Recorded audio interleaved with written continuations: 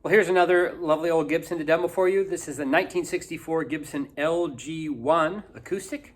Let's get right down to playing. Talk a little more about it in a minute.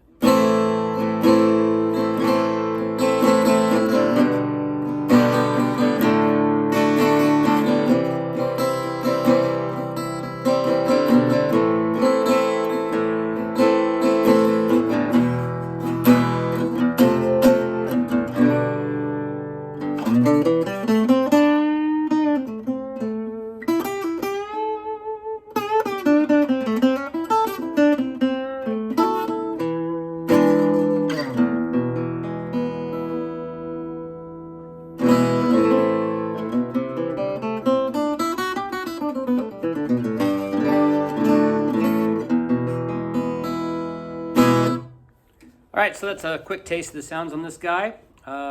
What is this guitar? Well, it's part of the LG family. I think LG stands for little guitar.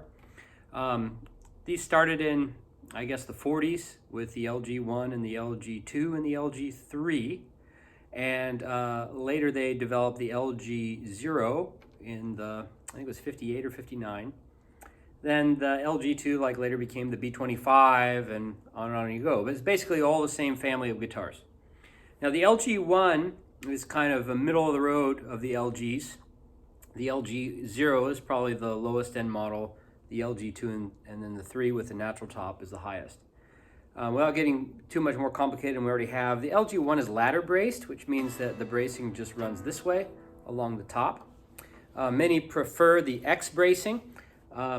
And that's fine. I do myself. The ladder bracing isn't bad. It just gives it a distinctive sound that's different than the X bracing. The ladder bracing accents or accentuates the mid-range and the top end.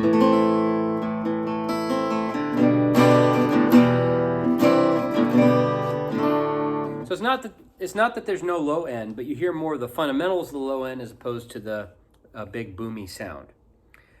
This one's from '64, which is a great year. It's got a 64 profile, which is not the razor thin necks you'll find in the early 60s, and it's fattened up a little bit, kind of a little bit more like the 59 necks. Not quite there, but getting more in that orbit. It's got the wide nut, 1/11/16 inch, and the other cool thing about these guitars is that they're basically mini versions of their bigger brothers, the J45, the J50, etc., etc. Of course, the LG2 is closer because it's X bracing like the bigger brothers, but the wonderful thing is that all that great high quality material and craftsmanship that you get from Gibson guitars in general, they're in these guitars as well, even though they're student models.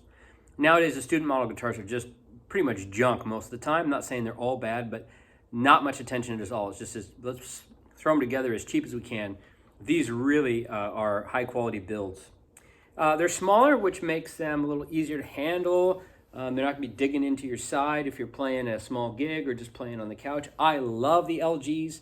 The guitars I typically sit around the house and play, and I got a lot of guitars here, are LGs. I have an LG2 from the early 40s. I got one from the 50s. I've got a 0018, which is also a smaller bodied Martin guitar. I gravitate towards those. I love playing them. They sound great. They're wonderful to just have around the house and play. All right, what about this guitar? What's great about it? Well, the neck angle's awesome, the action's good, but one very important thing that's been done is that it's had a bridge upgrade. That is an ebony bridge. You might say, bridge upgrade? I thought that's not a good thing. We want it all original. Well, yeah, typically as a general rule, but these actually came with plastic bridges that were screwed onto the top. They always lift. I've had some that sound okay.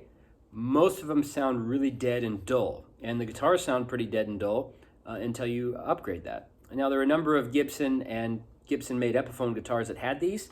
It really is a necessary upgrade. Unless you happen to get one that sounds pretty good, my philosophy is, if it still sounds good, there's no need to upgrade it. But in the case, especially the LG1s, they sound a lot better when you put that wood bridge on there. So that one's got it with the saddle.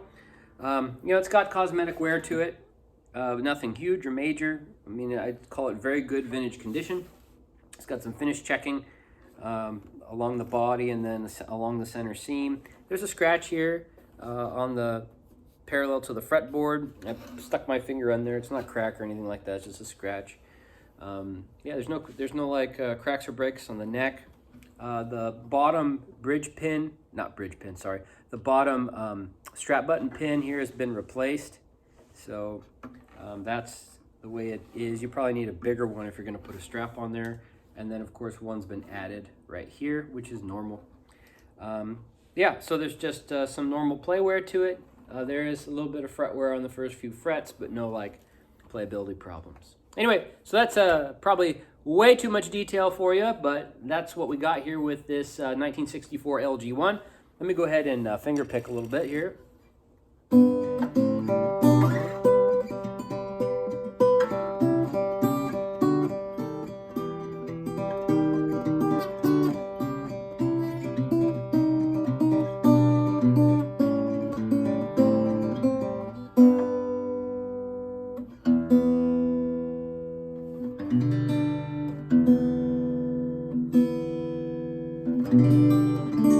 Probably a good idea to tune your guitar before you demo it.